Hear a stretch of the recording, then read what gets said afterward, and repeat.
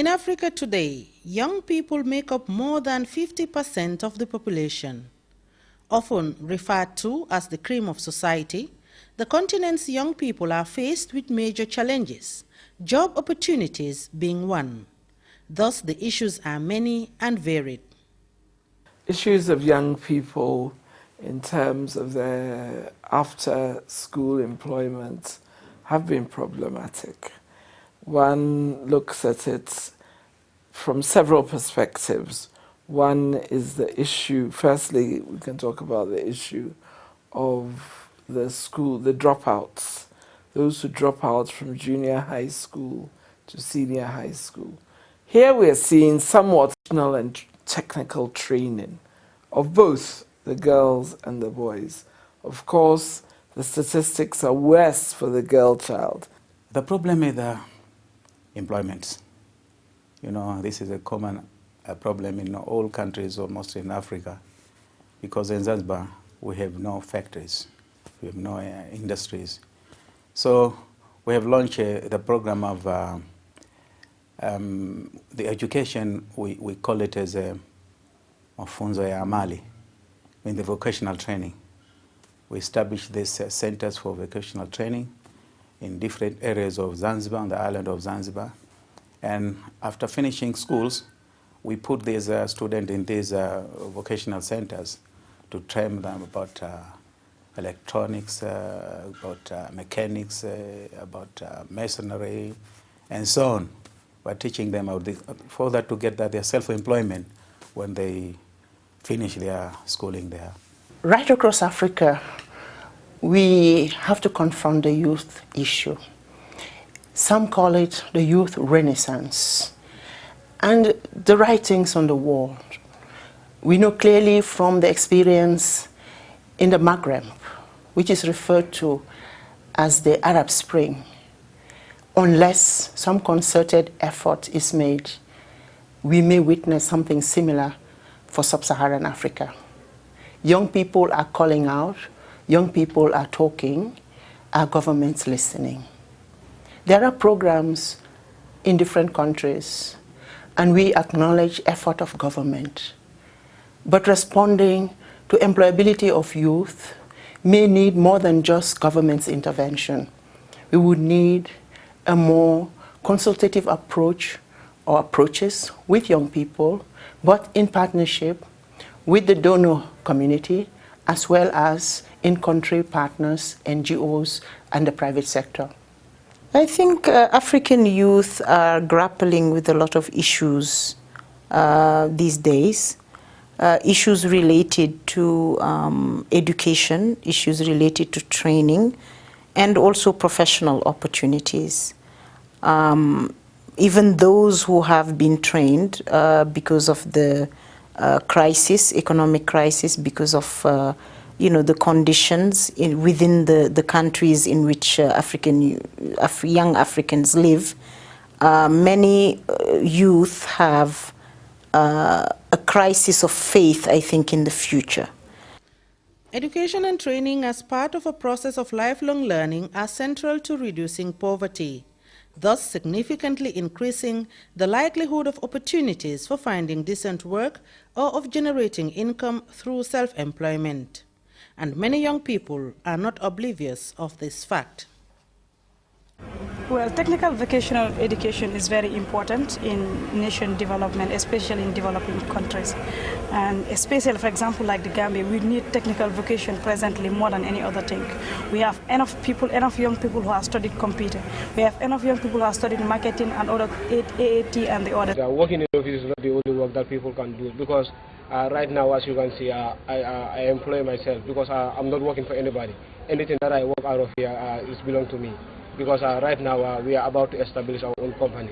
Because I'm not alone, because we are almost, this motorbike school is almost to 10. So you see that out of it we have 10 different companies who that we employ ourselves.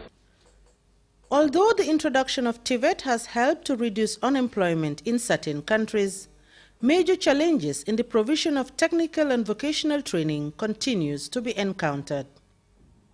Un élève ou bien un étudiant qui passe dans un centre de formation à sa sortie, il n'y a pas de suivi. Donc au lieu de le motiver davantage, au lieu de le mettre à l'aise pour qu'il puisse s'exprimer librement, pour qu'il puisse continuer sur cette lancée, pour qu'il puisse aussi créer des choses aussi, comme le font aussi les Toubabs, mais à notre sortie, on est freiné. Donc au lieu de nous avancer sur des choses beaucoup plus importantes, on est vraiment freiné. Parce que pour avoir de l'emploi, les jeunes croient que seule une structure, une société doit nous embaucher. Et tel n'est pas le cas. Si une société ne nous embauche pas, nous avons les capacités de créer nos propres structures. Mais pour la création de ces structures aussi, il faut des moyens pour pouvoir les faire. Les moyens ne sont pas là. Les personnes qui doivent accompagner les jeunes n'y mettent pas le paquet. Et c'est très grave.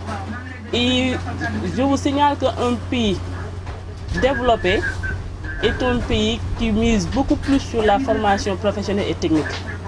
Parce que sans formation, vraiment, sans la technique, un pays ne peut pas avancer. Oh, the learning process, we are working manually.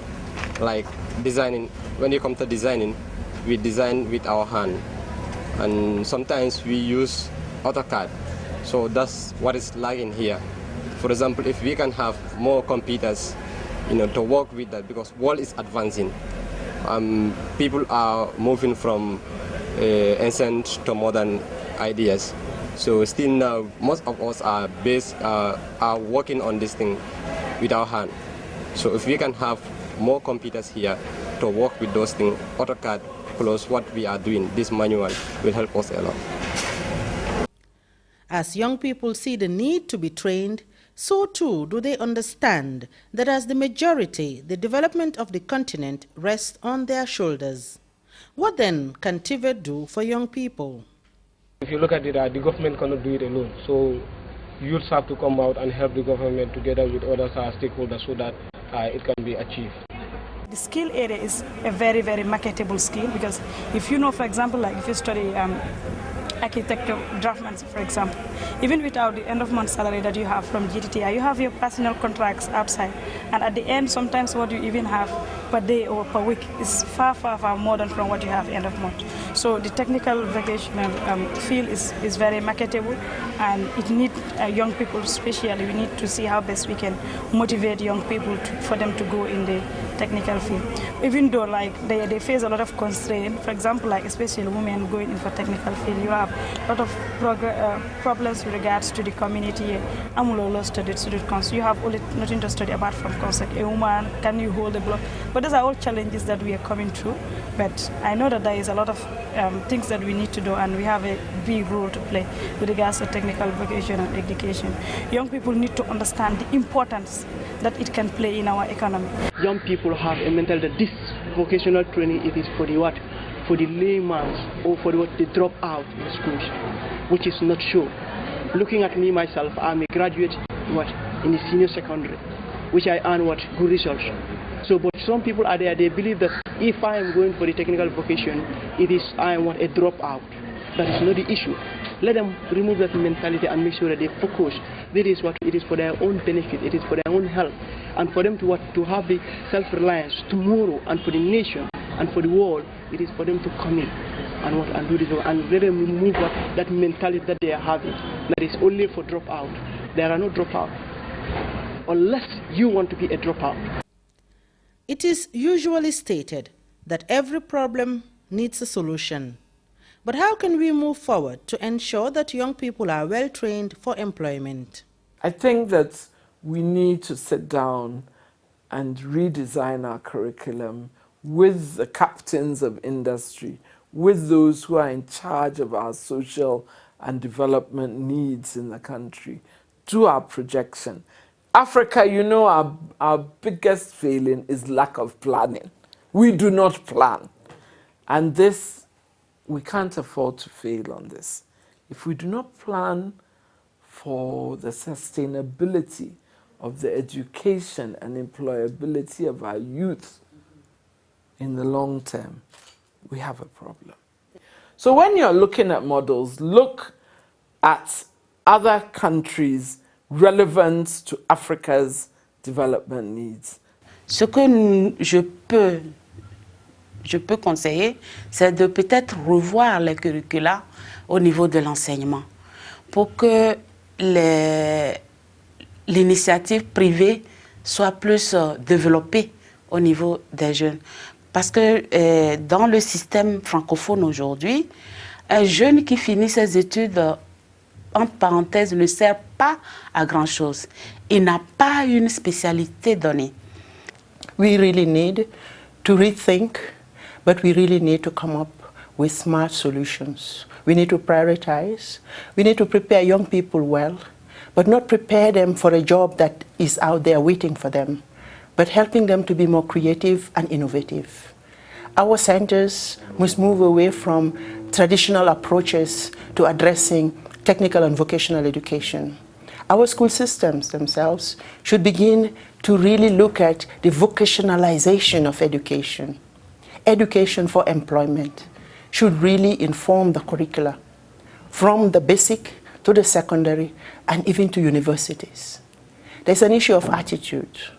When we look at the Asian tigers, TVET was made a priority, not because it was seen as a blue-collar job, but it was seen as the means through which young people would be equipped with the requisite skills to respond to the development needs and for growth of their economy. We must really bring back in Africa and for the youth that recognition that TVET is really in itself a dignified way of looking at what to do after school.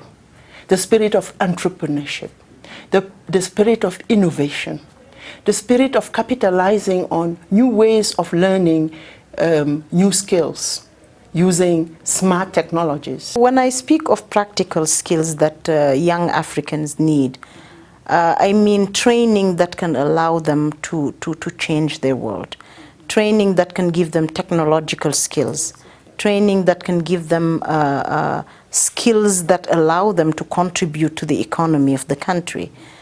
For example, in countries where there are conflict or that are emerging from conflict, what we call post-conflict countries, training youth to be able to build things, to be able to repair things, and to be able to create revenue by making the country more functional. I think all the countries in Africa that have gone through conflict could actually follow that route. That doesn't mean we only train workers or technicians. These young people can also train further later on, not all of them, but we need a middle level of training for young people who come out of general basic education. Those can gain, a majority of them can gain skills that allow them to contribute directly to the economy. And then a few of them can move on to higher education where they could actually become, engineers and practical engineers, because we know that in Africa a lot of engineers are just desk engineers, but engineers that resolve problems of daily life, engineers that can make make solar panels where they are needed, engineers that can create machines that will reduce the work time for women, for example. And when I say engineers, I mean both boys and girls, because in our subconscious usually we think of technicians and engineers as males. But just training and giving young people space for not only gaining skills, but being able to use those skills to build something. Indeed, there may not be a single solution to the problem of youth unemployment in Africa. However, helping and providing opportunities for Africa's young to realize their full potential by gaining access to employment would bring about lasting peace, poverty eradication, and sustainable development.